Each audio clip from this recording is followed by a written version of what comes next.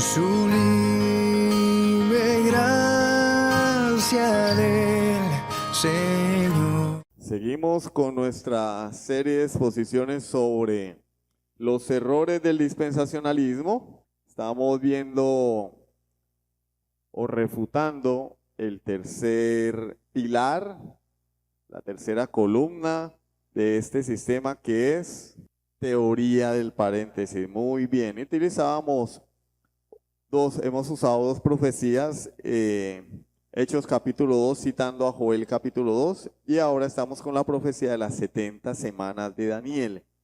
Presentamos lo que cree el dispensacionalismo sobre las 70 semanas, cómo las desglosan, y hablamos o introducimos cómo nosotros, a la luz de la Escritura, desglosamos esas 70 semanas. Y veíamos que la salida de la orden de la que habla Daniel en el capítulo 9, pueden ir allá si quieren para que puedan tener el texto ahí a la mano y leerlo, Daniel capítulo 9, versículo 24, ya en adelante. Veíamos la semana pasada, pues por eso no lo voy a retomar porque ya lo vimos la semana pasada, que la orden fue la orden del rey Artajerjes en el año 457 antes de Cristo.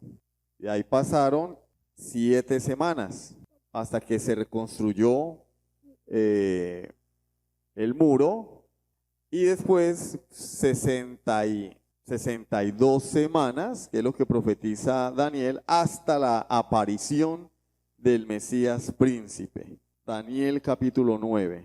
70 semanas están determinadas sobre tu pueblo y sobre tu santa ciudad, para terminar la prevaricación, poner fin al pecado, expiar la iniquidad, para traer la justicia perdurable y sellar la visión y la profecía y ungir al santo de los santos. Sabe pues y entiende que desde la salida de la orden para restaurar y edificar a Jerusalén hasta el Mesías príncipe habrá 7 semanas, ¿sí? 7 semanas y luego 70 semanas. Desde las primeras 7 semanas son la orden de Artajerjes para edificar y restaurar Jerusalén. Después vienen 62 semanas, de la 8 a la 69, una vez terminada la reconstrucción, hasta la aparición del Mesías príncipe, que según los cálculos que vimos hace 8 días, nos daban en el año 27 de Jesucristo, porque son 483 años, 69 por 7, 483, ¿sí? No es un cálculo difícil, 69 por 7, 483. O 7 por 70, 490, le resto 7. Si de pronto no hago el cálculo directo, pues puedo hacerlo entre los dos pasitos y ya. 483 menos 457, eso me da 27. El año 27 después de Cristo es que el Señor hace su aparición en el mundo. No el nacimiento, sino su aparición en el mundo.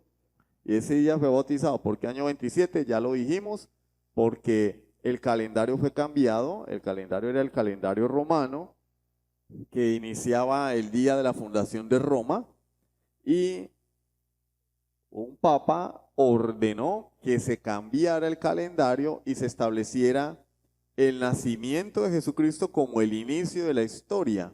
Y la persona encargada de hacer esta labor, pues cometió un error, ¿sí? Un error de entre 3 y 4 años. Entonces, por eso nosotros tenemos ese fase. Entonces, la aparición del Señor Jesús es en el año 27 después de Cristo, no en el año 30. Cumplió 30 años, pero no fue en el año 30. Ahora bien, lo que dice el profeta Daniel, la importancia de la llegada del Mesías al mundo, porque los dispensacionalistas creen que esta profecía tiene como eje central a la nación de Israel, lo cual es un error. Las profecías, como ya lo hemos dicho hasta el cansancio, tienen como tema principal a Cristo. Y es tan importante Jesús en la profecía que en estos tiempos, en los tiempos de la víspera de su nacimiento, ya había personas esperando su llegada. Es decir, el nacimiento de Jesús no tomó por sorpresa a algunos. Fue un evento que algunas personas ya esperaban. Por ejemplo, en Lucas capítulo 2, versículo 25, Lucas 2, 25 y 26, dice: y he aquí había en Jerusalén un hombre llamado Simeón, Y este hombre justo y piadoso esperaba la consolación de Israel, y el Espíritu Santo estaba sobre él, y le había sido revelado por el Espíritu Santo que no vería la muerte antes que viese al ungido del Señor. ¿Qué esperaba él? La restauración de Israel, no, la consolación a aquel que traería consuelo a la nación, el ungido, en otras palabras, el Mesías.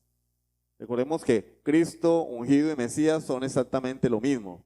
Mesías es ungido en hebreo, Cristo es ungido en griego y ungido es ungido en español. Exactamente lo mismo. Pero también había allí otra persona, versículos 36 al 38. Estaba también allí Ana, profetisa, hija de Fanuel, de la tribu de Aser, de edad muy avanzada, pues había vivido con su marido 7 años desde su virginidad, y era viuda hacía 84 años, y no se apartaba del templo, sirviendo de noche y de día con ayunos y oraciones. Esta, presentándose en la misma hora, daba gracias a Dios y hablaba del niño a todos los que esperaban. ¿Qué esperaban? La redención en Jerusalén.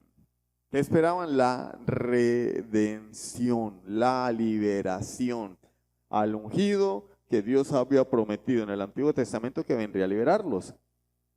Pero también había otros personajes que no eran del pueblo judío, no pertenecían al pueblo hebreo, que también esperaban la aparición del ungido. En Mateo capítulo 2, versículos 1 y 2, que coincide con estas fiestas, ¿sí? O lo que se dice supuestamente el mundo y la iglesia supuestamente. Yo meto a la iglesia en el paquete porque hay mucho desconocimiento de la iglesia en este tema. Celebran en estas temporadas, ¿no? Mateo 2, de versículos 1 y 2. Cuando Jesús nació en Belén de Judea en días del rey Herodes, vinieron del oriente a Jerusalén unos magos diciendo: ¿dónde está el rey de los judíos que ha nacido? Porque su estrella hemos visto en el oriente y venimos a adorarle. Se sabe que estos magos venían de Persia. Y la palabra mago allí no quiere decir que eran brujos o que hacían magia, como David Copperfield, como el mago Gustavo Lorgia, no. Eran astrónomos, científicos, estudiosos de los astros. Y ellos dicen, hemos visto su estrella en el oriente y venimos a orarle. ¿Y por qué vinieron? Bueno, porque da la coincidencia que Daniel estuvo exiliado en Babilonia, ¿sí? Cuando el rey Nabucodonosor invadió Judá, en la deportación, ahí iba Daniel allí dentro de los deportados a Babilonia. Daniel fue una persona muy importante, no solamente en el imperio babilónico, sino en el imperio medo-persa. En el imperio medo-persa, que después pues, se conoció como el imperio persa porque el reino de Persia tenía más relevancia, pero era el imperio medo-persa. Daniel era un príncipe en el imperio medo-persa, una persona muy importante. Y precisamente de allí es donde vienen los magos a buscar el cumplimiento de la llegada del Mesías. Ahora, podemos entrar en el campo de la especulación. ¿Cómo supieron estos científicos que iban a ser en el tiempo exacto en que iban a ser el Mesías? Decía una profesora que tenía en la universidad, ahí les dejo ese trompo en la uña. ¿Cómo supieron estos hombres que no tenían por qué saberlo, que iban a ser el Salvador del mundo? ¿Dónde y cuándo? Porque muy seguramente tuvieron acceso a todos los escritos que dejó Daniel. Porque vuelvo y les repito, Daniel no era un aparecido, Daniel era una persona muy importante en el tiempo del exilio, imperio babilónico, imperio medo-persa. Entonces vemos allí que el tema de Jesús está en toda la profecía y es el tema más importante. Ahora bien, teniendo en cuenta lo que hablamos ahora, lo que hemos visto, lo que vimos la semana pasada, ¿Cuál es la interpretación que defendemos nosotros? Nosotros defendemos la interpretación de que va a haber 7 años de tribulación, donde va a venir el anticristo, que la iglesia espera más al anticristo que a Jesús mismo, porque la gente quiere ver, cuando uno va a cine, la película es más buena si es en 3D, ¿sí o no? Porque es como si uno estuviera inmerso en la película, en 3D, sonido envolvente, y la película es buena, más buena todavía. Y parece que la iglesia moderna quisiera vivir en una película. Tienen un morbo por esos eventos. Leen el Apocalipsis y yo creo que se sueñan viendo la destrucción, la muerte, los juicios, el anticristo, la persecución, y es como que un deseo por saber, un deseo pecaminoso, ¿no? Por cierto, pecaminoso, porque como hemos dicho hasta más no poder, no os toca a vosotros saber los tiempos y las sazones que el Padre ha puesto en su sola potestad. Hechos capítulo 1, versículo 7. No lo digo yo, lo dice el Señor. Entonces, esa gente que le gusta estar sacando cuentas, cálculos, tienen una motivación pecaminosa. Dios no nos puso acá a sacar cuentas de cuándo va a venir Jesús. Dios nos puso aquí con una misión: a anunciar las virtudes de aquel que nos llamó de las tinieblas a su luz admirable, no para estar sacando cuentas de cuándo va a venir. No, y ahora que Siria cayó la dictadura, entonces es el cumplimiento. No es cumplimiento de nada, hermano. Eso no es cumplimiento de nada. El Señor dijo, aún, Mateo 24, aún no es el fin. Lo dijo el Señor.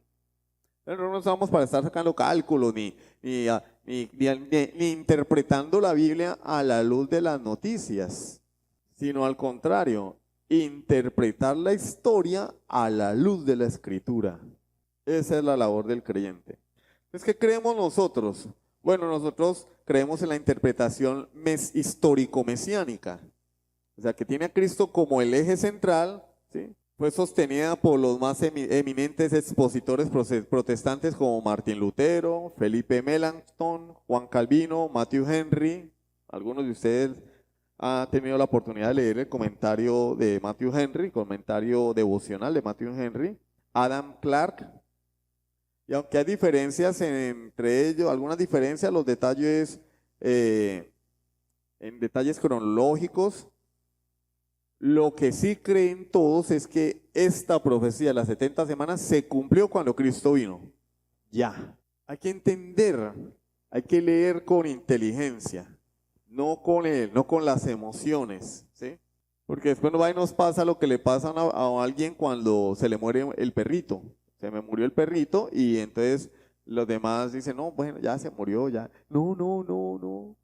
Yo quiero mi perrito y lloran al perrito. Pues ya se murió, sí, bueno, hace el duelo, se murió tu perrito y empiezan a ver el perro en un lado y lloran por el perro y 5 meses después y el perro, sus emociones lo están gobernando. Y nosotros no podemos dejar que un prejuicio teológico domine nuestro entendimiento. ¿Cuál es el prejuicio teológico? Que todo el mundo cree en eso, todo el mundo cree que la semana 70 se va a cumplir en el futuro. Todo el mundo lo cree. No, vamos a la Biblia.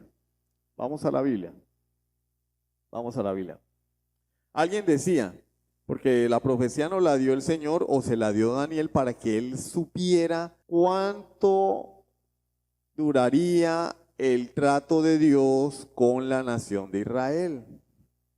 Tengamos esto en mente. ¿Para qué fue dada la profecía de las 70 semanas? Para que sepamos cuándo va a venir el anticristo. Para que sepamos cuándo nos van a poner el microchip. No.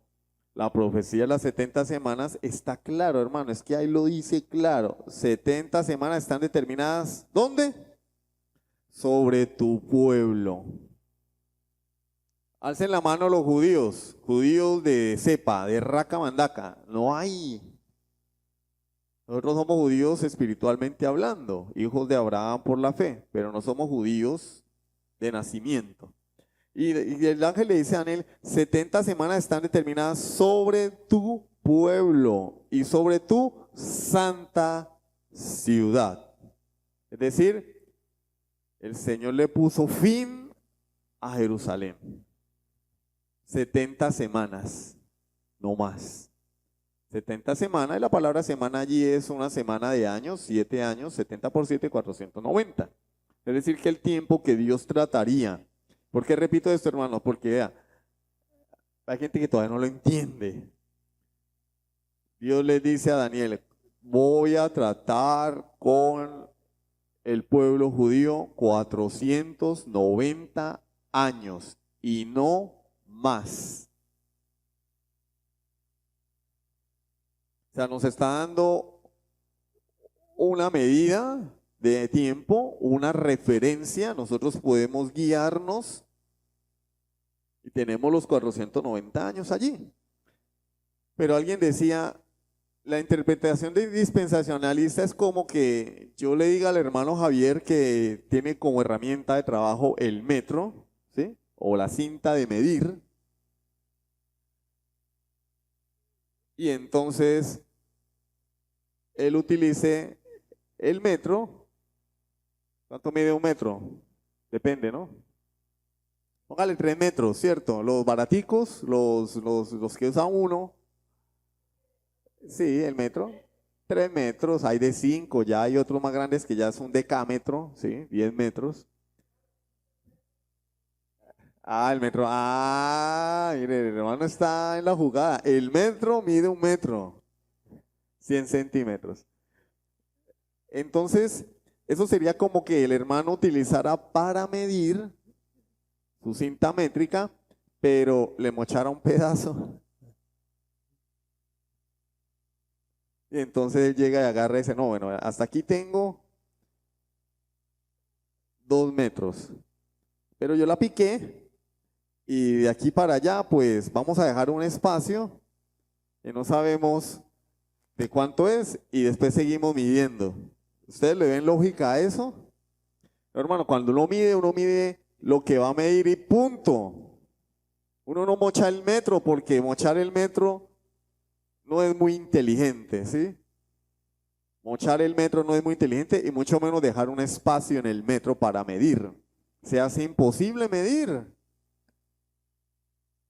Se hace imposible tomar la medida. Y Dios es un Dios perfecto. Entonces, tomar la profecía que Dios nos ha dado para cuantificar, calcular, medir el tiempo desde la salida del pueblo judío, ¿sí? La salida del exilio, la orden para restaurar la ciudad y el muro, hasta la venida del Mesías y mocharle un pedazo y después decir que entre un pedazo y otro hay un periodo que nadie sabe cuánto va a durar y que cada vez que hay un evento extraordinario decimos ahora sí, y estamos cometiendo el mismo error que cometieron los fundadores de la secta Los Testigos sin Jehová, que se cansaron de calcular el día de la venida de Cristo y por cierto no ha venido. La secta de los adventistas, que se cansaron de calcular la venida de Jesucristo, que por cierto es pecado, ¿no? Sí sabían que eso es pecado, ¿no? Hablar en nombre de Dios, falsa profecía. El Señor va a venir y entonces los adventistas para arreglar todo, porque no, las profecías no se cumplían, es que Jesús no ha venido, no ha venido. Pero yo, no, va a venir en tal año, 1800 tal, no vino. 1800 tal, no vino. Entonces después dijeron, no, ¿y ahora qué hacemos? No, pues inventemos. Yo sé que no lo hablaron así, pero inconscientemente, no recuerdo el nombre del fundador. Él dijo, no, lo que pasa es que la profecía se cumplió, Cristo no vino a la tierra, pero se movió. Y me da risa porque es que, hermano, de verdad, el chiste se cuenta solo. Él se movió de un lado a otro en el cielo. Se movió de un lado a otro del cielo y entonces no es la venida, sino que Él se movió de un lado a otro y eso sí se cumplió. ¿Y quién me lo demuestra? ¿Sí? ¿Quién me demuestra eso? ¿Cómo? Ah, no, pues que es que, como decía alguien, el papel lo aguanta todo, ¿sí o no? Yo les puedo a ustedes decir que chupacabras es real, pero ¿cómo lo demuestro? El chupacabras es real. No salgan de noche porque los agarra chupacabras. Pero ¿quién lo demuestra? No, Jesús cambió de domicilio en el cielo.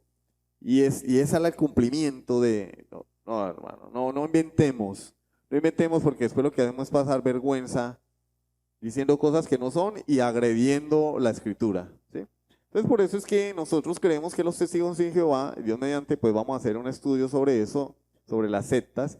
Los testigos de Jehová y las sectas de los adventistas son esos, sectas, porque no tienen un origen basado en la escritura, no tienen historia, nacieron en el siglo XIX, que casualmente es el siglo donde nacen todas las sectas y herejías que conocemos hoy. Testigos de Jehová, mormones, adventistas, dispensacionalismo, siglo XIX.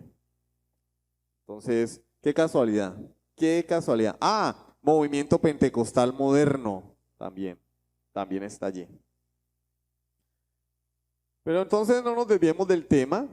¿Cómo redistribuimos nosotros estas semanas? De la 1 a la 7.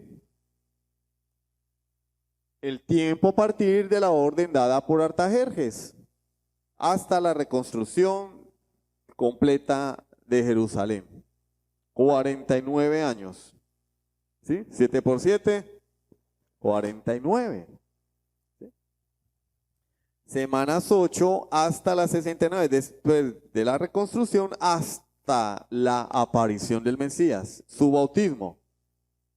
De la 8 a la 69, año 27 después de Cristo. Semana 70, después de un paréntesis de no sé cuántos años, en un futuro distante, ¿no? La última semana sucede inmediatamente, después del 69, ¿qué sigue? El 70. Parece tonta la pregunta, pero es necesario para ver si estamos aquí. Porque el dispensacionalista dice, no, después del 69 viene un paréntesis de sopotoscientos años, ya llevamos 2000 años y nada. No, después del 69 viene el 70. Pues también estas personas creen en la famosa teoría de la brecha, de que entre Génesis 1 y 2 hay una brecha de millones de años, ahí están los dinosaurios, ahí están los extraterrestres, ahí meten todo. Pues claro, en la danza del tiempo, de extender el tiempo, pues yo me puedo meter cualquier cosa allí, ¿no? Como la teoría del Big Bang. Todo salió de la nada. Es imposible, es absurdo. No, pero es que después de 5.000 millones de años, la nada se volvió algo. Claro, pues. Después de 5.000 millones de años, la nada se volvió algo. Claro, sí. Entonces, metemos cosas en tiempos indeterminados y con eso justificamos el absurdo. Varita mágica. ¡Plin! ¿De dónde salió el paréntesis? ¿De dónde salió el Big Bang? ¿De dónde salió la teoría de la brecha? ¿Sí? No hay fundamento para tal cosa. El Señor es perfecto. Después del 69 viene el 70. La última semana incluye el ministerio de Cristo. En la mitad de la semana Jesús es crucificado. Si ustedes investigan, porque no tengo tiempo para hacer esa demostración, si ustedes investigan, el ministerio de Jesús en la tierra duró 3 años y medio. En cualquier lugar lo van a encontrar. En cualquier lugar lo van a encontrar por la historia y también por el número de Pascuas que él celebró en su ministerio. Se calcula de 3 años y medio fue su ministerio terrenal. ¿Cuál es el doble de 3 años y medio? 7. Una semana de años. La semana 70 son 7 años. 3 semanas, 3 y medio, la mitad de la semana, el fin del Mesías. Y luego el evangelio es predicado con exclusividad a los judíos. También, si quieren lo pueden investigar, cuánto tiempo duró el evangelio predicado a los judíos antes de que fuera predicado al mundo gentil. 3 años y medio, que concuerdan con la muerte de Esteban. 3 años y medio. Ahí se completa la semana, se completan los 490 años de Dios tratando con Israel, no, perdón, porque ya no es Israel, ya es el pueblo judío. Israel no existe. Israel desapareció como nación. Lo que hoy llamamos a Israel no es Israel. Lo que hoy llamamos Israel es la raza judía, que debería llamarse más bien pueblo israelí, no israelitas. ¿Sí? No son israelitas, son israelíes. Es diferente. Porque Israel se perdió pues cuando se dividió el reino, 10 tribus del norte, 2 tribus del sur. Después hubo un mestizaje de Israel con las naciones paganas. Ya no eran israelitas puros, por eso eran aborrecidos. La capital era Samaria, entonces ser samaritano era ser un mestizo, una degradación de la raza judía. Por eso los judíos odiaban a los samaritanos, porque no eran israelitas de verdad, habían pervertido la raza, habían dañado la raza. Entonces Israel se acabó. ¿Qué quedó? Judá y Benjamín, el pueblo judío. Después fueron dispersados por todo el mundo, se mezclaron también, volvieron a su tierra. Bueno, lo que dicen que es su tierra porque no es verdad, no es su tierra porque esa región lleva poblada por los pueblos llamados palestinos miles de años, y ahora llegan a reclamar y decir, no, esto es de nosotros. ¿Por qué? Porque Dios se lo prometió a Abraham. Y vamos a matar a todo el que se nos atraviese, y ahí andan mate y mate gente.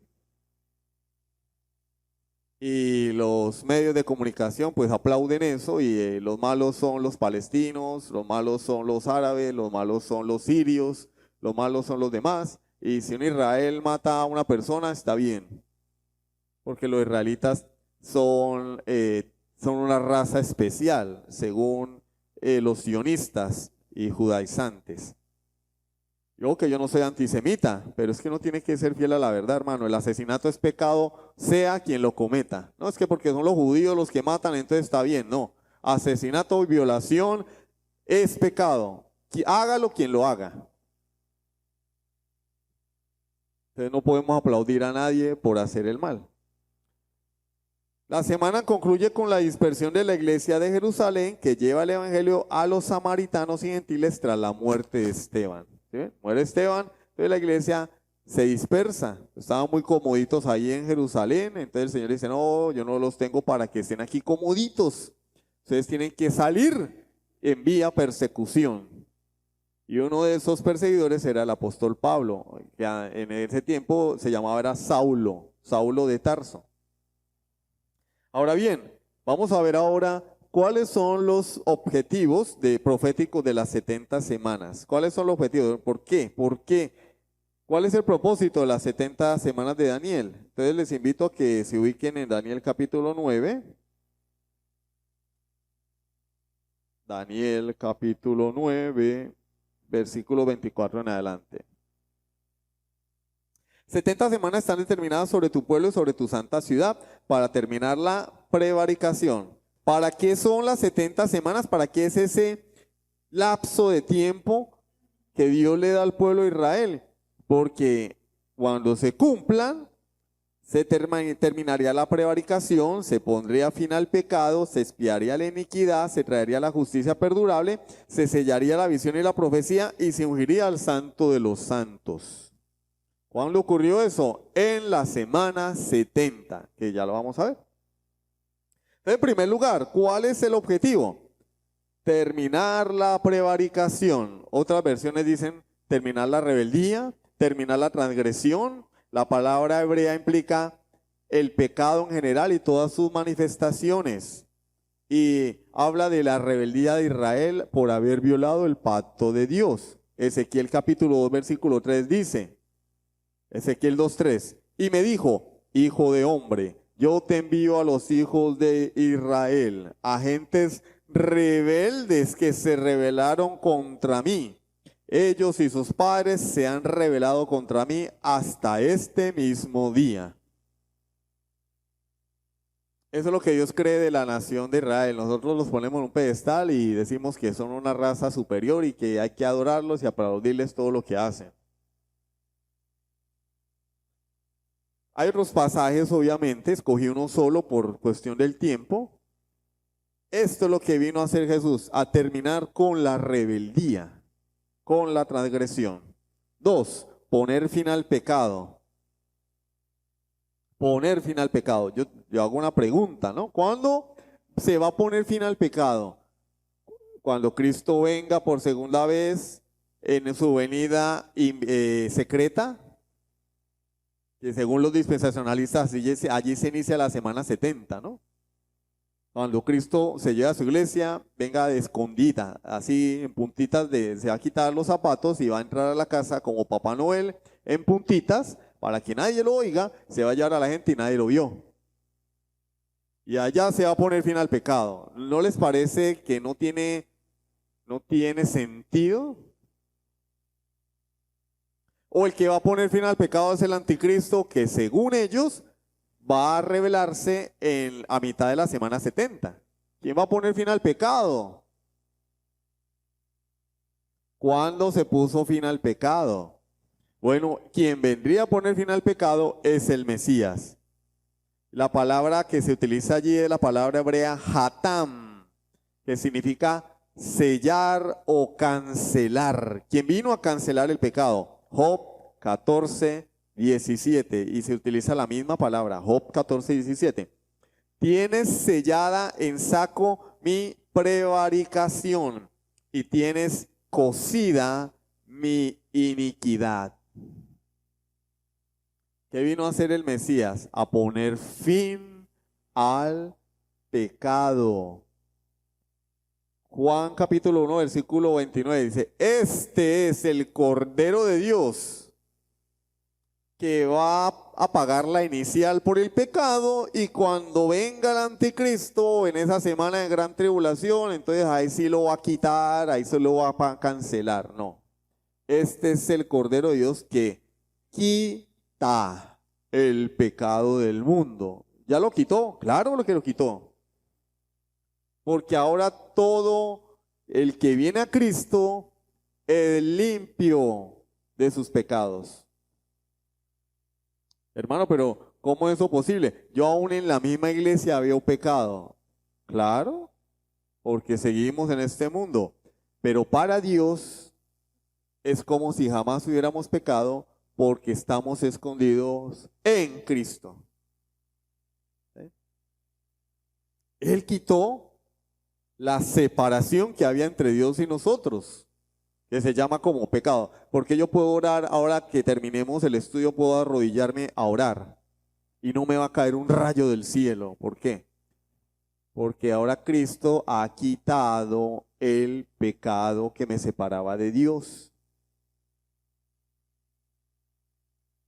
Yo me puedo acercar a Dios. Ya no necesito un sacerdote de carne y hueso.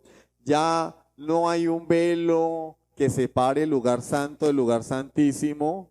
El velo fue rasgado porque Cristo quitó aquello que se interponía entre Dios y yo, que era el pecado. No era otra cosa sino mi propio pecado. Expiar la iniquidad, en tercer lugar, expiar la iniquidad. ¿Qué es expiación? Debería preguntarles, ¿qué es expiación? No expiación con S. Es que mi mujer me estaba haciendo infiel y yo pagué para que le hicieran una expiación, ¿no? Expiación. Paga. La muerte de una víctima. Inocente. Satisfacción de una deuda. Hay personas que se viven satisfechas porque le deben a todo el mundo. La satisfacción de cancelar una deuda, ¿cierto? De que la deuda ha sido pagada. Bueno, la satisfacción es la muerte de una víctima inocente que cancela la deuda que el pecador tiene con la justicia de Dios. ¿Quién viene a expiar la culpa? Mire que hay una inconsistencia allí en el dispensacionalismo, porque es que Jesús no va a expiar la culpa en el futuro. ni en la semana 70, ni a mitad de la semana 70, ni al final de la semana 70, ni en el reino milenial en el que ellos creen, porque eso ya ocurrió cuando Él murió en la cruz. Entonces usted le pregunta al especialista, bueno, supongamos que la semana 70 no se ha cumplido y viene en el futuro. ¿Usted me está diciendo que Jesús o que la iniquidad se va a expiar en el futuro? Entonces, ¿quiere decir que lo que Cristo hizo en la cruz no funcionó y esperamos una expiación futura? No tiene sentido. Cristo ya murió por nuestros pecados. Salmo 32:1. Desde el Antiguo Testamento se mencionaba esto. Salmo 32:1. Bienaventurado aquel cuya transgresión ha sido perdonada y cubierto su pecado. Bienaventurado aquel cuya transgresión. ¿Bienaventurado qué significa? Uy, no, hermano, yo vivo feliz. No, pero bienaventurado significa 3 veces feliz. Y ustedes saben que cuando algo se repite 3 veces en la escritura, ¿qué significa? Que está completo. Completo. Completo. No hay más. 3 veces feliz, hermano. No hay mayor felicidad que esta. Haber sido perdonado por Dios. Nosotros buscamos la felicidad en esta vida, en las cosas materiales, pero no hay mayor felicidad que haber sido perdonado por Dios. Y que nuestro pecado haya sido cubierto con la sangre de Jesucristo. 1, 2, 3, 4. Traer la justicia eterna. 4. Traer la justicia eterna, la justicia perdurable, la justicia perenne. Salmo 112, versículos 3 y 9. Salmo 112, versículos 3 y 9. Bienes y riquezas hay en su casa, y su justicia permanece para siempre. Reparte, da a los pobres. Su justicia permanece para siempre. Venga, pero David, fue que se le quedó pegado ahí la tecla y volvió a escribir lo mismo. No, es que en la Biblia, cuando se escribe o se repite algo, es porque es sumamente importante. Como cuando yo voy a mandar al niño a la escuela, ¿sí? Lo mandaban a uno, en esos tiempos no, pero en el tiempo de uno lo mandaban a los 7 años o a los 8 años solo a la escuela. Lo acompañaban al paradero, montes en el bus, mijo, y váyase. Y uno se iba desde acá Ureña hasta Cúcuta a la escuela y le decían a uno, mire, no hable con extraños, no le reciba nada a nadie. Mire que cuídeme esta bolsa. No. Derechito para la escuela, salió de la escuela, se vino para la casa. ¿Y qué hacían? Se lo repetían a uno, mire, no le hable a nadie, no le reciba caramelos a nadie. Que venga mi niñito, le regalo un bombón, que venga, le regalo un caramelo. No. Cuídeme esto, vamos para allí.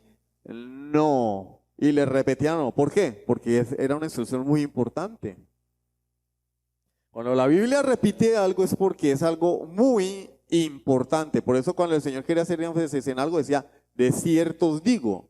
Pero cuando quería sobreenfatizar algo, decirle, hermano, lo que les voy a decir es importantísimo, decía, de cierto os digo.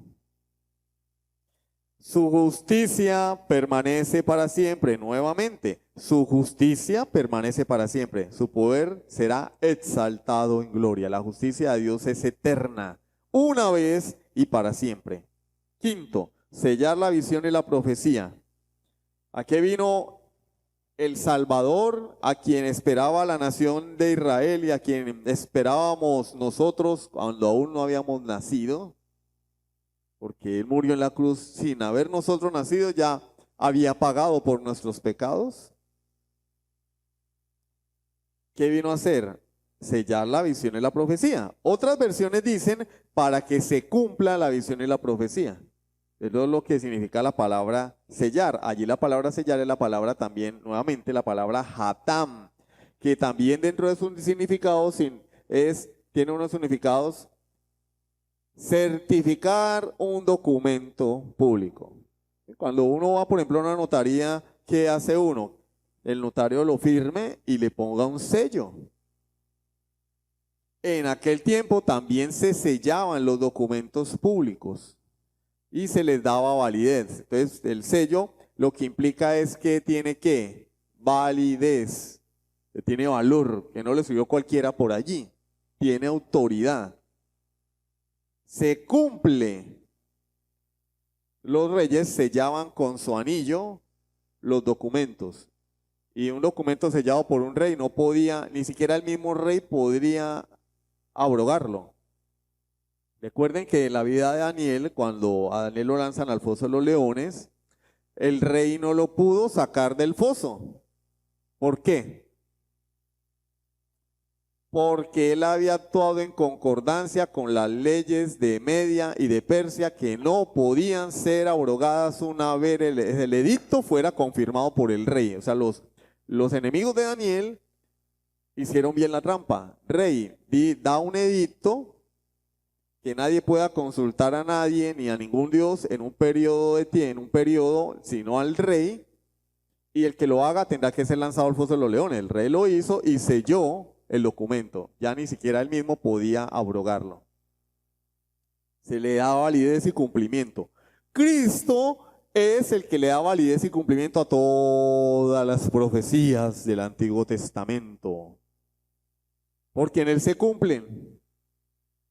No es porque él viene y dice, cúmplase, ejecútese y cúmplase. No, es porque todas apuntan a él. Y cuando él viene, se han cumplido. Él es la revelación final de Dios. Y por eso él es el que sella la visión y la profecía. Es decir, en él se cumplen la visión y la profecía. Ya no hay necesidad de más visiones y profecías. Hebreos capítulo 1, versículos del 1 al 4. Hermanos, léanlo. Pídanle a Dios que les hable a través de este pasaje.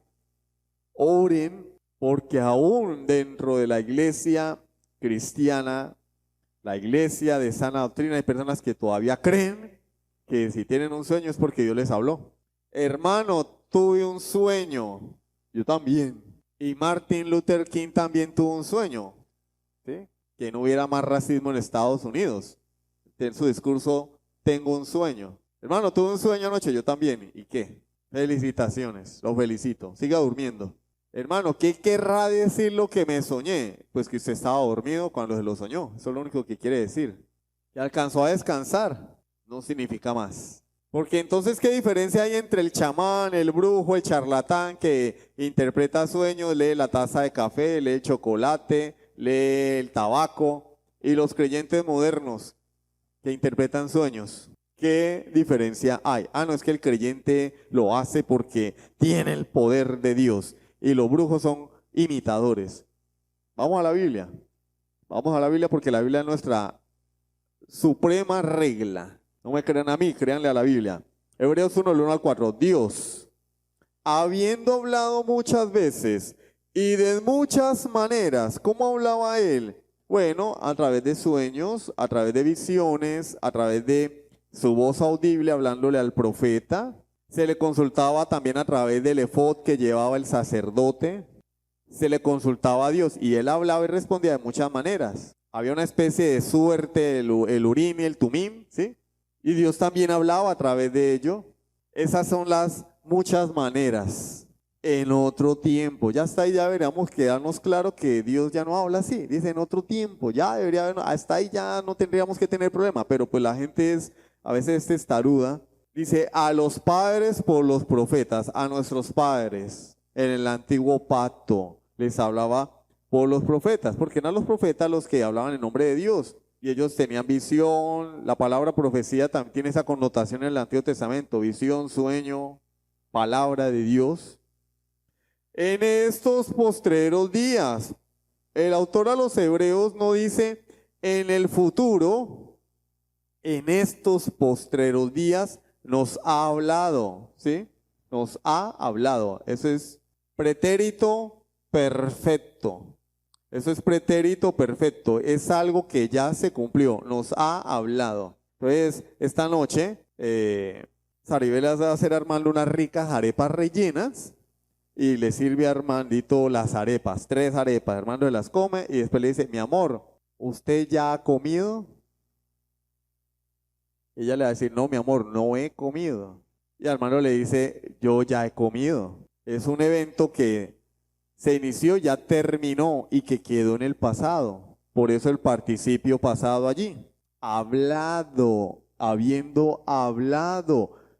En estos postreros días nos ha hablado, ya nos habló. ¿Cómo? Por el Hijo.